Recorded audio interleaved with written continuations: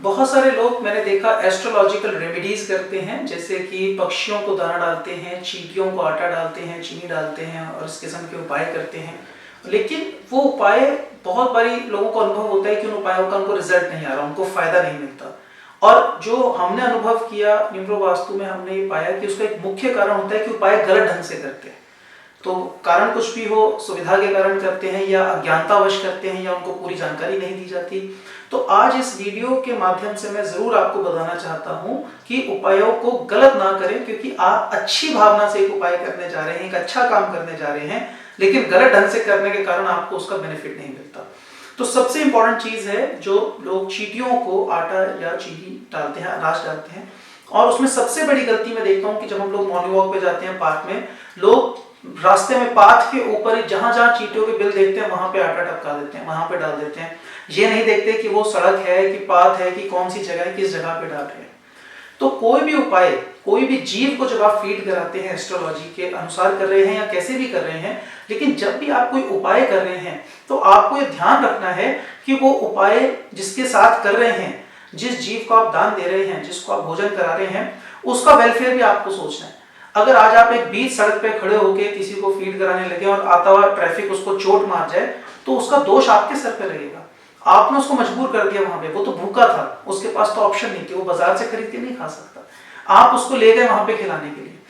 तो जो लोग सड़क के ऊपर काम कर रहे हैं, ऐसे गलत जगहों पे उसको फीड करा रहे हैं, वैसा नहीं करना चाहिए। यदि चींटियों को आपको डालना है तो ऑफ रोड डालना चाहिए, कच्ची जमीन पे, आइडियली किसी पेड़ के आसपास की जगह हो जहां पे बेल हो, वहां पे डालिए। अगर चींटियों ने बीच सड़क पे बिल बना भी रखा है पाथ में, जहां पे पैर में आता है, तो वहां पर आपको नहीं डालना चाहिए। अपने आप वो बिल बंद हो जाएगा, उन्होंने किसी और पर्पज से वहां पे बिल बनाया होगा, अपने आप वहां से हट जाएंगी। दूसरा नुकसान क्या होता है, जब आप पाथ पे डालते हैं तो वो अनाज, वो आटा जो है वो चलते हुए लोगों के पैर में आता है, आपका भी पैर हो सकता है उसके ऊपर पड़े, तो वो अनाज का अनादर हो गया आपने। क्योंकि अनाज जो गेहूं है वो प्लेनेट सूर्य का होता है, सूर्य से रिलेट करता है, और उस सूर्य की ऊर्जा को आपने पैर के नीचे दबाया, यानी शनि के नीचे ले आए। तो ये एक नेगेटिव कॉम्बिनेशन है जो अनजाने में आपकी लाइफ में एक्टिवेट हो गया।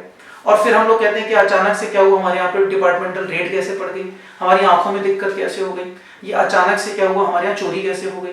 बहुत सारी तकलीफें होती हैं, हमें अचानक से बीमारी कैसे आ गई, हमारा तो ये एक्सीडेंट हो गया, हड्डियां टूट गई, फ्रैक्चर हो गया, ये कैसे हो गया, पैर स्लिप हो गया, बाथरूम में गिर गया, ये कैसे हो गया अचानक से। ये अनजाने में किए हुए कर्मों का फल होता है। तो इस वीडियो को आप ध्यान से देखिए, और मैं चाहूंगा, मेरी रिक्वेस्ट है कि सब लोगों के साथ शेयर करें।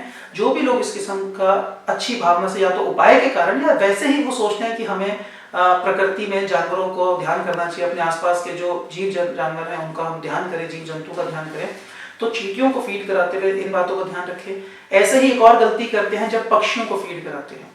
तो बहुत सारे लोग उपाय करते हैं, जैसे राहु और केतु के उपचार में पक्षियों को फीड कराना बताया जाता है, लेकिन लोग अनजाने में अपने ही घर की छत पे उसको डाल रहे होते हैं। तो अपने घर पे आप अगर जनरल फीड करा रहे हैं तो ओके है, छत पे करा रहे हैं दैट इज ओके, लेकिन अगर कोई पर्टिकुलर उपचार के लिए कर रहे हैं तो कभी भी अपने घर पे नहीं किया जाता, क्योंकि उसके और फर्दर इम्प्लीकेशंस होते हैं जो आपको अपने घर में नहीं करने चाहिए। और पक्षियों को फीड कराते समय ये भी ध्यान रखें कि इस जगह पे कराएं जहां पे कोई बिल्ली आके उनको नुकसान ना पहुंचा दे, वो खाना खाने में लगे हों और बिल्ली उनके ऊपर आ जाए, वो शिकार बन जाए किसी मुसीबत का। तो ये जब भी आप उपचार करें या जब भी आप किसी को फीड कराएं तो उनका हित भी आपको ध्यान में रखना चाहिए। जैसे हम किसी को अपने घर पे न्योता देते हैं, पंडित जी को या किसी मेहमान को, तो हम उनको पूरे सत्कार के साथ अच्छी जगह पे बिठा के, जो भी हमारे घर में सबसे अच्छी जगह वहां पे बिठा के उनको रिस्पेक्टफुली उनको खाना खिलाते हैं। तो इसी प्रकार दान भी जब आप करते हैं तो उसको भी रिस्पेक्टफुली कीजिए, पूरे भाव से कीजिए, पूरी श्रद्धा से कीजिए और पूरी तहजीब के साथ कीजिए। ऐसा ना हो कि अनजाने में आप तो दान कर रहे हैं और सामने वाले का अहित हो जाए। आई ट्रस्ट की वीडियो आपके लिए बहुत हेल्पफुल रहेगा, जरूर शेयर कीजिएगा सब लोगों के साथ, ताकि उनको सही तरीका पता लगे और अनजाने में गलतियों से नुकसान खाने से बच जाए।